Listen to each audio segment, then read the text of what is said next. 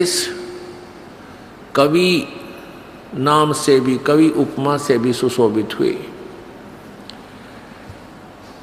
और वो परमात्मा स्वयं परमात्मा भी है।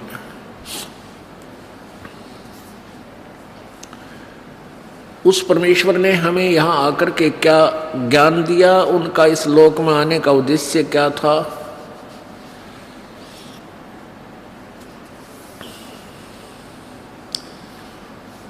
उनका उद्देश्य था कि वो हमें अपने निज घर के बारे में, जहाँ से हम आए हैं, वो जानकारी दें। और उस जानकारी के बिना हम इस काल के अज्ञान के आधार से हम अपना यही जीवन समझ चुके हैं कि जन्म हुआ, फिर अपना जैसा प्रयत्नवत बड़े हुए, संस्कारवत संतान हुई, शादी हुई, इनको परवरिश, इनकी परवरिश कर दी, फिर ब्याह शादी कर दी, हमारी मृत्यु हो जाए। हमने इतना ही प्रोसीजर इस मनुष्य जीवन का सोच रखा था। अब जब परमात्मा की रोशनी में, तत्वज्ञान के प्रकाश में हमने देखा कि ये जो कुछ हो रहा है ये तो हमारी मजबूरी है, हमारे पिछले कोई ऐसे संस्कार उलझे हुए हैं जिससे हमने ये सब क्रियाएं करनी आवश्यक हैं, लेकिन जो कार्य हमने करना चाहिए था मनुष्य जीवन से, उसका तो हमें ज्ञान भी नहीं। वो परमात्मा ये ज्ञान देने आए थे। अब कई भक्त कहते हैं, अनजान व्यक्ति कहते हैं, यदि कबीर जी भगवान थे और तो आप लोग इस 21 ब्रह्मांड को काल की जेल बताते हो और यहाँ सब कर्मों के बंधन से ही आकर यहाँ बंधे हुए हैं, इस काल की जेल में कर्म बंधन से, तो कबीर परमात्मा यदि भगवान है तो उनको यहाँ आने की क्या आवश्यकता थी। इससे सिद्ध है कि वो भी कोई कर्म के मार से ही यहाँ आए हैं, वो भी बंधन में बंधे। पुण्यात्माओं, ये अनाड़ी सोच होती है। आध्यात्मिक ज्ञान से अपरिचित व्यक्ति के अंदर ऐसे शंका रूपी खरपतवार का उपज जाना कोई बड़ी बात नहीं। एक चुटकुला है छोटा सा। एक जेल के अंदर एक कैदी, वहां कैदियों की ड्रेस ऐसी होती थी, सिर पर टोपी और पजामा और कुर्ता। तो एक दिन भारत के प्रधानमंत्री जी पंडित जवाहरलाल नेहरू जी ने किसी जेल का निरीक्षण करना था और कैदियों को स्टैंड टू कर दिया कि आज भाई प्रधानमंत्री आ रहे हैं, पंडित जवाहरलाल नेहरू जी, और सबको कहा भी अपना ठीक ठाक रहिए, हो सकता है मेर कर दें तो किसी की कैद को भी माफ कर सकते हैं वह। तो सबकी उत्सुकता थी, भाई मैं पंडित जवाहरलाल नेहरू जी आवेंगे, देखेंगे उसको। तो वो पंडित जवाहरलाल नेहरू जी जेल में प्रवेश हुए, उनके साथ बॉडीगार्ड 5-4 सिपाही सैनिक साथ थे और उनकी ड्रेस भी ऐसी थी जैसी कैदियों की थी, सिर पर टोपी, कुर्ता पजामा। एक कैदी बोला, भाई कौन सा है जवाहरलाल नेहरू? ने बोला वो आन लग रहा। बोला अच्छा, बोला कदे कदे हम भी जवाहरलाल नेहरू बन काए थे, अड़े आन दे भाई ने, हो जाएगा थोड़े दिन में ठीक ही हो भी। अब उन्होंने सोचा ये भी पकड़ के लाए हैं इस पुलिस वाले, इस नाड़े हमारे दौरा बंद करेंगे। ने बोला कदे कदे हम भी नहीं आए थे जवाहरलाल नेहरू बन के, पराड़ा ही पास मेरा पट्टा के बूंदी बने इंसान के लिया, यो भी सीधा हो जाएगा। तो पुण्यात्माओं, उनकी इतनी ही सोच थी कि इस कैद में कैदी ही आते हैं और पुलिस वाले ऐसे ही पकड़ कर लाते हैं या छोड़ जाते हैं। लेकिन वो राजा थे, वो किसी अपराध के कारण उस जेल में नहीं गए थे। ऐसे ही ये परमेश्वर कबीर जी हमें राहत देने के लिए इस काल की जेल में ऐसे ही आते हैं, हमारे जैसे ही लगते हैं, लेकिन ये होते हैं परमेश्वर। ये हमें क्या बताते हैं आकर के परमात्मा? भाई और बात तेरे काम न आवे, तू संतों शरण लाग रे।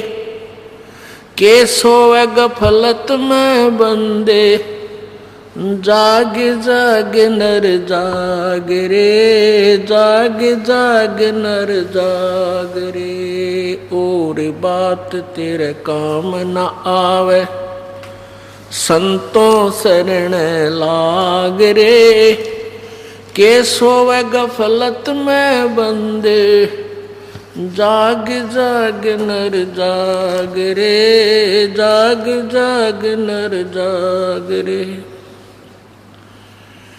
भाई उठ सवेरे ओका वर लिया, के जाग्या नर भाग रे। उठ सवेरे हुक्का भर लिया, के जाग्या नर भाग रे। राम बजाना सुकर्म कीन्या, ये फुटे तेरे बाग रे, फुटे तेरे बाग रे। और बात तेरे काम न आवे, संतों शरण लाग रे। के सोवे गफलत में बंदे, जाग जाग नर जाग रे, जाग जाग नर जाग रे। इस तन सराय में जीव मुसाफिर, करता रहे दिमाग रे। तन सराय में जीव मुसाफिर, करता रहे दिमाग रे। रात बसेरा कर ले डेरा, चले सवेरा त्याग रे, चले सवेरा त्याग रे। और बात तेरे काम न आवे, संतों शरण लाग रे। के सोवे गफलत में बंदे, जाग जाग नर जाग रे, जाग जाग नर जाग रे। उमदा चोला बिना अनमोला, ये लगे दाग पे दाग रे। उमदा चोला बिना अनमोला, लगे दाग पे दाग रे। 2 दिन की गुजरान जगत में, जले बिरानी आग रे, जले बिरानी आग रे। और बात तेरे काम न आवे, संतों शरण लाग रे। के सोवे गफलत में बंदे, जाग जाग नर जाग रे, जाग जाग नर जाग रे।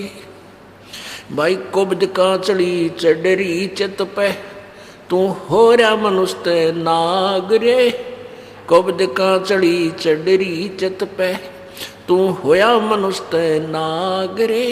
सूझे नहीं सजन सुख सागर, बिना प्रेम बैराग रे, बिना प्रेम बैराग रे। और बात तेरे काम न आवे, संतों शरण लाग रे। के सोवे गफलत में बंदे, जाग जाग नर जाग रे, जाग जाग नर जाग रे। भाई हर सुमरे सो हंस कहावे, वो कामी क्रोधी काग रे। हर सुमरे सो हंस कहावे, यो कामी क्रोधी काग रे। भौरा ना भर में विष के वन में, चल बेगमपुरी बाग रे, चल बेगमपुरी बाग रे। और बात तेरे काम न आवे, संतों शरण लाग रे। के सोवे गफलत में बंद, जाग जाग नर जाग रे, जाग जाग नर जाग रे। शब्द सैन सतगुरु की पछाणी, यो पाया अटल सुहाग रे। शब्द सैन सतगुरु की पछाणी, पाया अटल सुहाग रे। नितानंद महबूब गुमानी परगटे पूर्ण बाग रे, परगटे पूर्ण बाग रे। और बात तेरे काम न आवे संतों शरण लाग रे। के सोवे गफलत में बंदे जाग जाग नर जाग रे, जाग जाग नर जाग रे। अब क्या बताते हैं, ये परमात्मा कबीर जी का शब्द है, लेकिन नित्यानंद जी ने उसी के आधार से इसको आगे अपने हिसाब से बना करके सुनाया गया। हमने परमात्मा की महिमा को परखना है, समझना है। नित्यानंद जी महाराज ये वैष्णव परंपरा से संबंधित गुमानी दास संत के शिष्य थे। इन महापुरुषों ने अपनी साधना को, जो विष्णु लोक की साधना करते थे, उसी को बेगमपुर मानकर किया। बेगम, जहाँ कोई गम ना हो, जहाँ कोई दुख ना हो। तो इनको इतना ही ज्ञान था। पुण्यात्माओं, हमने केवल इन डिस्कशन में उलझ नहीं होना है कि नित्यानंद जी भी ऐसी ही वाणी बोलते थे, क्योंकि कबीर परमेश्वर की वाणी जो है एक दरिया है। उस परमात्मा की वाणी से ही अन्य पंथों ने भी अपनी अपनी दुकानें चला रखी हैं। तो उस दरिया से जल भरकर सब ले आते हैं और आगे अपना, उसको भी गंगा जल ही बोलते हैं, लेकिन वो सीमित मात्रा का होता है। परमेश्वर ने बताया है कि इस तन सरा में, कहते हैं मान ले एक तो जागना है, जैसे किसी ने उठा दिया, उठ ले भाई, सुबेरा हो गया, ये दिन रात जो बनते हैं। और उठ गया, उठते हुक्के का नहीं भाग लिया, ठा गया चलम। हमने देखा ही हमारे रिश्तेदार और जैसे घर वाले जो हुक्का पिया करते, सुत्ता उठते और ठा के चलम, और वहाँ पहुँचते जहाँ पर आग सुरक्षित रख रखी होती है, और पी का हुक्का एक दो कट्ठाई फिर लगते अपने काम पर। ना किसी से राम राम करनी, ना नमस्ते। मतलब मार ऐसी स्थिति देखी इस दास ने। अब वो देखता हूँ तो हे परमात्मा कित पैदा हो गए थे। हे भगवान, हम एक बार सत्संग करने चले गए पलवल का ना, पलवल में हमारा एक सेवक है जो कमिश्नर से रिटायर हुए हैं, भक्त गुलाब सिंह जी। उन्होंने वहाँ सत्संग करवाया अपने भाई के यहाँ। हम सुबह सैर सपट्टे घूमने के लिए जाते तो रास्ते में जितने भी व्यक्ति मिलते वो नो करते राम राम राम राम। यानी कोई भी मिलता घूमने फिरने वाला, बूढ़ा मिला चाहे जवान चाहे बालक, राम राम भाई, राम राम जी। अरे तेरा गजब भैयो। और हम कित थे रोहतक जिले में, राम राम तो दूर नुकार दे नमस्ते, और ठीक से नमस्ते। नमस्कार अर्थ होता है न्यू करना, नमन करना, नीचे को गर्दन करना। जो करते नमस्ते ठीक है, राम राम तो बहुत बारी कहा करते। तो अब उस अतिथि से निकलकर अब कहाँ हम पहुँचे,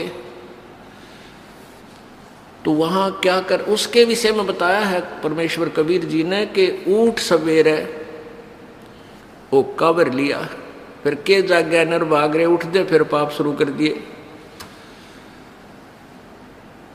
कोई राम बजाना कोई सुक्रम कीना, ये फूटे तेरे भाग रहे।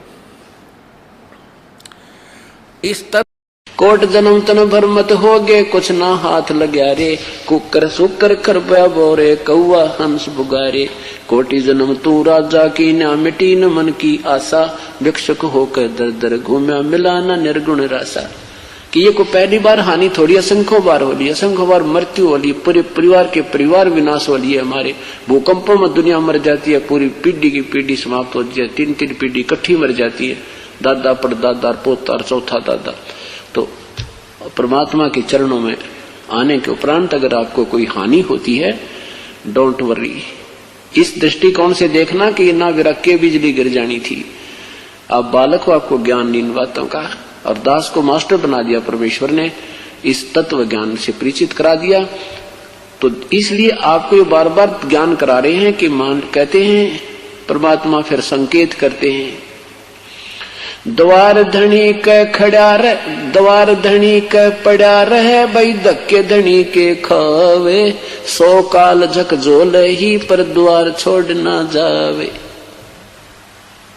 कि अपने पूर्ण संत के द्वार पर, पूर्ण धनी के द्वार पर पड़ा रहना, द्वार छोड़ के मत जाना। और धक्के धनी के खाचे, इसके मार्ग में आपको कुछ हानि भी होती नजर आती है, पर डगमग मत हो जाना। 100 काल झकझोल ही, चाहे काल कितने झटके दे के देखे, पर छोड़ मत जाना। अगर इसको छोड़ देगा तो और ज्यादा हानि उठानी पड़ेगी। इस प्रकार सत्संग में आने से प्राणी को हर प्रकार से ज्ञान प्राप्त होता है। और ये तो काल का लोक है। यहाँ तो परमात्मा कहते हैं, आप तो कह रहे हो कि मुझे मरने की चिंता है, और परमेश्वर कहते हैं कबीर साहब मुझे ये चिंता, तुम जीवित कैसे हो? अरे नादान, इस देखो तो ये शरीर है क्या सांग तुम्हारा, हार्ड चाम का बना हुआ पुतला, 36 जोड़ ला रहा खींच के, एक भी इधर उधर हो गया तो पड़ा पड़ा रोया इंसान, उठ नहीं सकता। तुम कहते हो मैं मरना जाऊं, और मैं कहता हूं तू जी कैसे रहा है? तुझे मरने की चिंता, मुझे तेरे जीने की चिंता। तू कैसे चल रहा है? ये हार्ड चाम की ये मिट्टी कैसे चल रही है और कितने दिन चलेगी? और फिर क्या कहते हैं, जिस मरने से जग डरे है मेरे मन आनंद, कद मर हूं कद पावे हूं वो पूर्ण परमानंद। यहाँ तो भाई लाख वर्ष जीवित रहे वो भी मर गए, और ब्रह्मा विष्णु महेश मरेंगे, जिनकी लाखों और अरबों और करोड़ों जन्मों के वर्षों की जीवन है।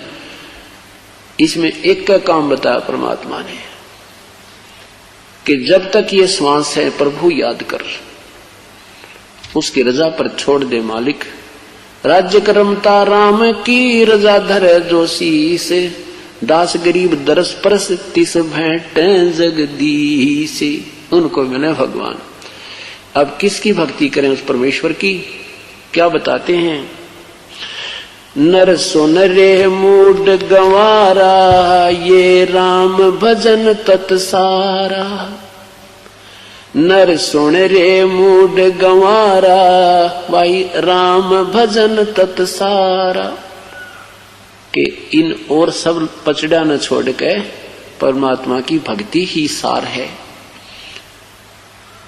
क्या कहते हैं भगवान कि श्वास उसास में नाम जपो, व्यर्था श्वास मत खो, ना बेरा इस श्वास को आवण हो कि न हो। परमात्मा कहते हैं तू मरने वाले को रो रहा है कि वो मर गया है, मर गया, और तू अपने बारे में सोच, क्या तू नहीं मरेगा? कबीर साहब कहते हैं कि समझे ना नादान लोग, अपने को भी मरना होगा, अब करें किसका शोक। अगर हमने ना मरना हो और मरने वाला गलत बन गई हो तो वो अकेला ही मर गया, हम नहीं मरेंगे, तो वे चिंता भी ठीक लगे तुम्हारी। ईश्वर हमें हर प्रकार से संतुष्टि देते हैं, और वो क्या कहना चाहते हैं कि सारा ज्ञान दे करके कहाँ हमारा दृष्टि, कहाँ हमारे जो ना दृढ़ करना चाहते हैं बुद्धि को, इसको समझना चाहिए। जैसे सुखदेव ऋषि जी ने और राजा परीक्षित को 7 दिन की कथा सुनाकर एक ही काम किया था 7 दिन में कि तेरी इसकी वृत्ति संसार से हटकर और स्वर्ग में लग जा, बस। और कोई योगदान उस सुखदेव का नहीं था, इतना ही योगदान था कि इसकी वृत्ति यहाँ संसार से हटा दूं, ऐसी कथा कहानी सुना के, ताकि जब सब सर्प इसको डसे तो इसकी ममता यहाँ किसी बालक में, घोड़े में, को राज में, किसी बच्चे में ना रह जा, कहीं फिर यही आमरे। और पुण्यात्मा वो परमात्मा हमारे आप पे रजा कर देता है, उस कथा की जरूरत कोई ना, वापस सिस्टम बना देता है हमारा। क्योंकि अंत समय में जब जीव की मृत्यु होती है उसमें हमारी जहां भी आशा रह जाएगी उसी में वही जन्म होगा, हम फिर दुख के भागी बने रहेंगे। और परमात्मा ऐसे कृपा कर देते हैं। एक भक्त की मां मर गई और 70 साल की हो रही, तो बुढ़िया के पेट में दर्द हो गया और इतना दर्द हो गया कि बालक बोलने व बोल नहीं सके, और ट्रीटमेंट भी कराया, आध घंटे में मृत्यु को प्राप्त होगी। अरे इस बात पर नाम छोड़ गए, नो बोले हमारी तो मां मर गई, बोलने भी ना पाई। और आप कह रहे थे कमाल का बात है, 6 महीने नाम लिए हुए बुढ़िया ने बताई बुआ गवर्नर बन जाएगी 6 महीने में, अगवा पर उस स्वर्ग से भी ऊपर पहुंच जाएगी। जितना उसने किया उसके साथ है, और 70 साल की बुढ़िया हो रही, बता फिर भी तुम्हारे मंदिर खरपतवार वैसा। फिर सत्संग सुना क्या आपने? तुमने 1 साल से नाम लिया हो गया, सत्संग सुन रहे थे, क्या विचार किया? अब परमात्मा ने जो उस बुढ़िया के लिए क्या बहुत अच्छा किया, क्योंकि अगर अंत समय में मरते समय तुम्हारे से बातचीत करती, हाय मेरा पोता किससे है, हाय फलाने ने बुला दो, तो उसकी यही ममता रह जाती, वह भूत नहीं बनाओ। अरे परमात्मा ने 2 सेकंड उसका मन में ना आने दिया, कौन मेरा है कौन तेरा है, उसकी इतना दुख दे दिया और मिनट में ठा ली, और फिर वो अपने हिसाब से वो जन्म देगा, क्योंकि तुम्हारे कहने से नहीं होगा। अब उस परमात्मा ने तो अपनी आत्मा देखनी है, तुमने मां दिखा थी, उस परमेश्वर को पता ये आत्मा कितनी बार मां बन ली, कितनी बार पशु बन ली, कितनी बार पक्षी बन ली, और इब सूत बैठ गया, थोड़ा सा नाम मिल गया, इब आ गया के मांगा सारी उम्र, मेरा पोता न्यू हो जा, मेरी पोती न्यू हो जा, मेरा बेटा न्यू हो जा, बेटे का न्यू हो जा, उस जितनी कमाई करे थी वह गेल बांट दो। और इब वह परमात्मा उसको अपने हिसाब से ऐसे घर में जन्म देगा, उसका जीवन ही सत्साहिब बोलकर प्रारंभ होगा। पर कोई ना बुद्धिमाई कर्महीन इंसान सतगुरु से दूर हो जाते हैं। तो इस प्रकार इस ज्ञान को समझो पहले, नहीं तो मैं इन दूसरे संतों की तरह करोड़ों की संख्या जोड़ देता, अगर उनकी तरह ड्रामा करता, कोई आओ किसी तरह आओ, कोई बूटी लाओ, चाहे कनागत काटो, चाहे मंदिर जाओ, हमने ऐसा नहीं चाहिए, क्योंकि हम दोषी हो जाएंगे। फिर जैसे कोई अधिकारी फौज में लंगड़े लुल्ले भर्ती कर दे तो उसको भी निकाल दिया जाता है फिर फौज से, और वो तो रिजेक्टेड है ही है। तो इस प्रकार वहां वही भर्ती किए जाएंगे जो उस काल के साथ युद्ध कर सकोगे। इस काल के झटके आपके ऊपर आएंगे तो आपको ये ज्ञान ऐसे रोक देगा जैसे ढाल होती है, आप डगमग नहीं हो सकते, और तभी हम सफल होंगे। कहते मौला बैठा मोर चे देख जन की भेड़, 12 कोट जम किंकर जहां वहां एक नाम की खेड़।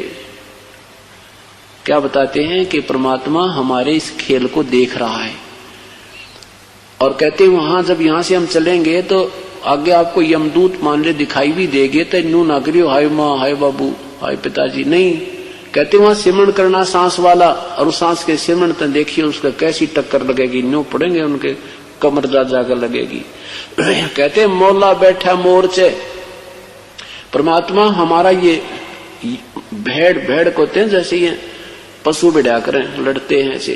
कहते ऐसे काल के दूतों के साथ, काल के जो आने वाले आपत्तियों के साथ तुम्हारी ऐसी भिड़ंत चल रही है, और वहां पर एक नाम की खैड़, एक श्वास के सिमरण से वो इतने बुरी तरह गिर जाएंगे, आपके निकट नहीं आ पाएंगे, भाग जाएंगे। अगर तुम वहां बाज लोगे हाय मर गया बचाइए पिताजी, तो कहते हैं तुम फेल हो जाओगे। तो वहां पर ये नाम का हथियार है, श्वास का जो सिमरण है ऐसे। तो इसी प्रकार ये ज्ञान आपके आधार बनाएगा, और फिर आपत्ति के समय उस परमेश्वर का सिमरण ही हमें काम आएगा। संत रामपाल जी महाराज से जुड़े रहने के लिए God is one, Kabir is God channel को सब्सक्राइब करें। सत साहेब।